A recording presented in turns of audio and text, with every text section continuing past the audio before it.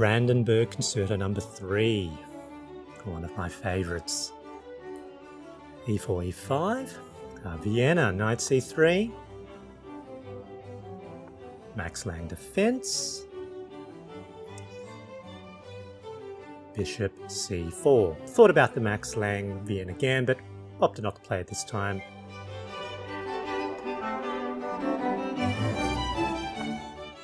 Symmetrical knight, D3, and basically we end up in a Berlin-Vienna Hybrid. Now that's a fairly aggressive move. Bishop B4, pinning the knight to the king.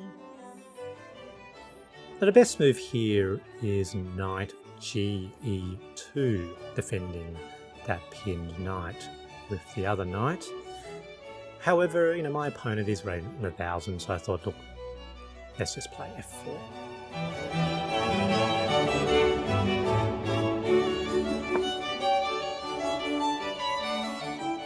Now that is a bit of a mistake. I was hoping that they wouldn't see it. Can you see the best move?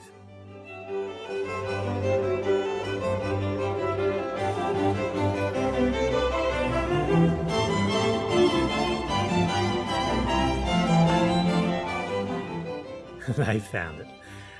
D5. I had to think this one through a little bit. Now that is a good move, and this is the reason why my previous move wasn't the correct one.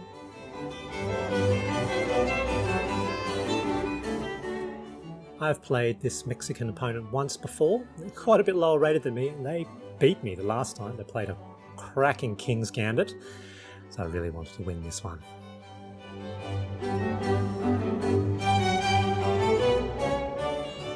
The challenge, of course, is my knight on C3 is pinned, so it's not actually attacking the D5 square.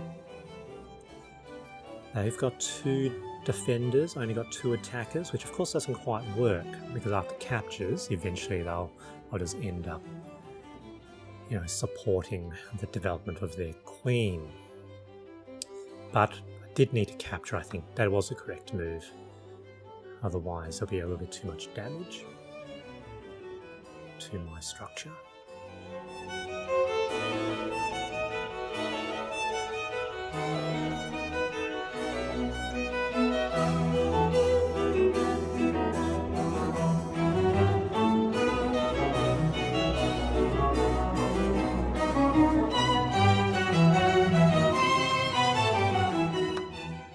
Knight captures.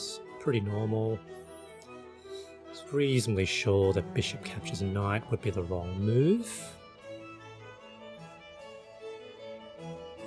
And what would be the right approach?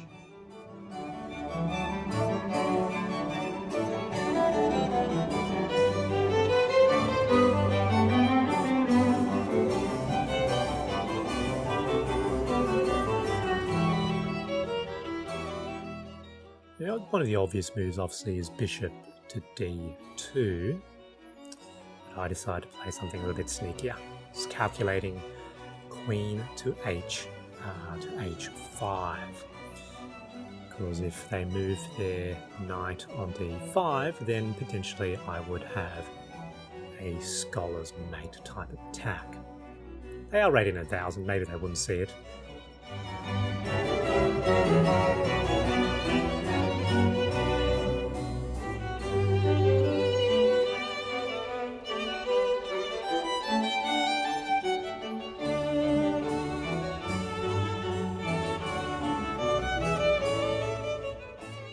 Queen h5, what are they going to do?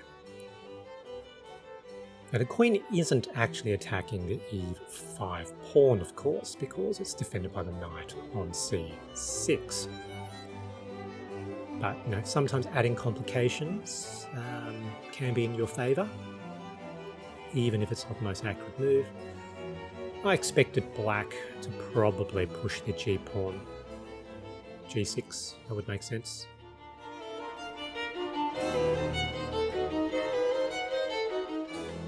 And if they did that, then it'll be queen g5, inviting a queen trade. I thought if I got rid of the queens. Yep, there we go. G5. Just calculating to make sure there wasn't a better move, for example, infiltrating the queen into the dark squares. Don't think it was. If we sort of entered a queenless game, even though they've got a pretty good attack with their knights and bishop, will probably place me at a little bit less risk. And also sort of moved my f-pawn off that somewhat sort of tenuous position on f4.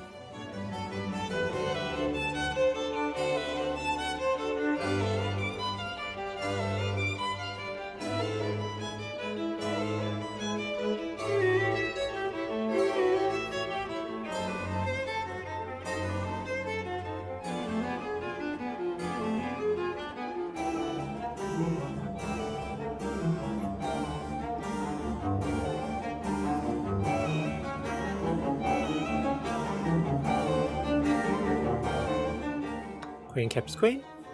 It's good to see your opponent, you know, rated at a beginner, you know, really thinking through their moves. It's really good to see. Yep, knight captures knight. Expected that. Now I can't capture straight back with the pawn, with the b pawn, because of course then bishop captures back, and then that would be a fork of the king and rook. That's obviously what they calculated. Excellent tactical vision. What to do? Obvious move is probably bishop d2, just seeing whether there was something better. Developing here would be a good idea. Yep. That takes away discovered check with the knight move. Obviously knight has to move because it's being attacked by the pawn. Do you like this board? This is the Chessnut PRO, my favourite electronic chessboard. I use it quite a lot. If you potentially want to get one, have a look at the video description. You know, there's a link to the Chessnut store, and you can make use of my coupon code ChessNoob64. You'll get a nice discount.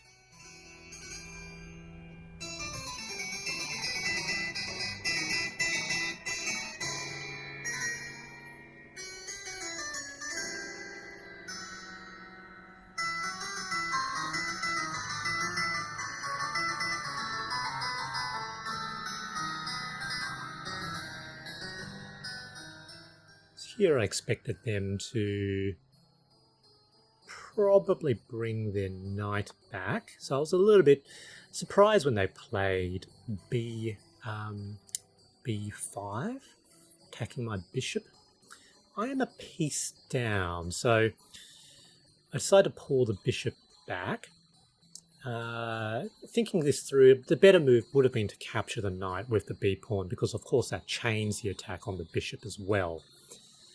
So their b5 was probably a mistake, but, you know, didn't punish it. The knight still needs to move. Knight probably has to go to the edge of the board, I would think. That's what I calculated. Knight a4. It's only square. They're not, you know, not going to get captured. And that does put their knight on the edge of the board, which is potentially good for me, though still within sort of a striking distance. They do potentially, you know, have an attack on the b2 pawn. There we go.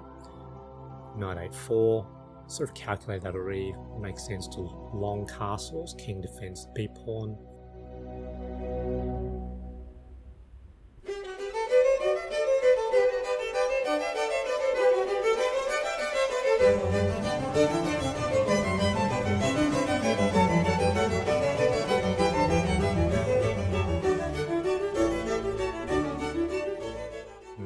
Long castles.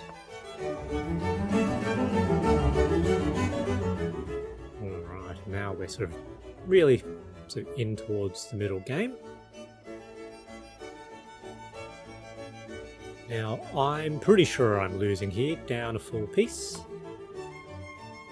they're trying to trade down, which makes sense, but of course they nerf their attack. One of the advantages I potentially might have is that their king is still very exposed in the center of the board.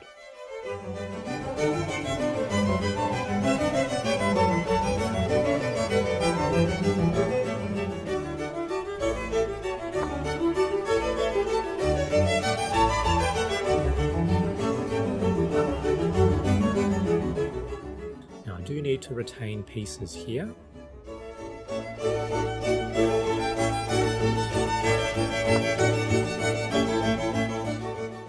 Bishop d5 with an attack on rook on a8.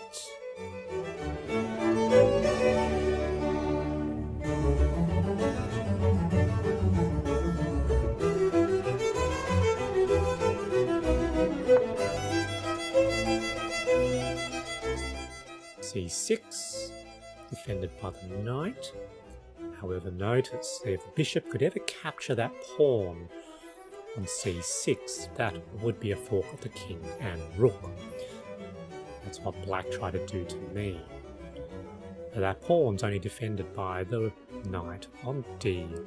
So obviously I need to move my bishop out of the way. Then, if I can deflect that knight, a pretty good attack there.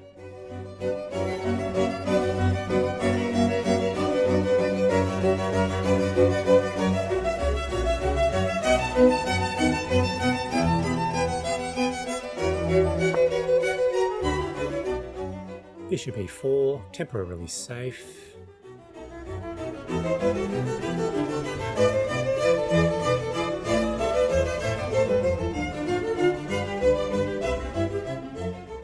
Black probably needs to immediately keep attacking my bishop. So no, I should try to trade pieces, and knight e5 is probably the best move. They don't see it. Attack down the side, and now they lose tempo. Basically, they're going to lose a piece.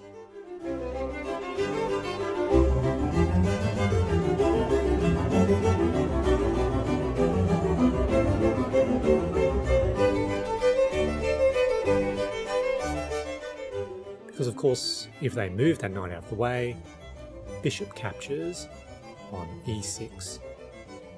Absolute fork. King and rook.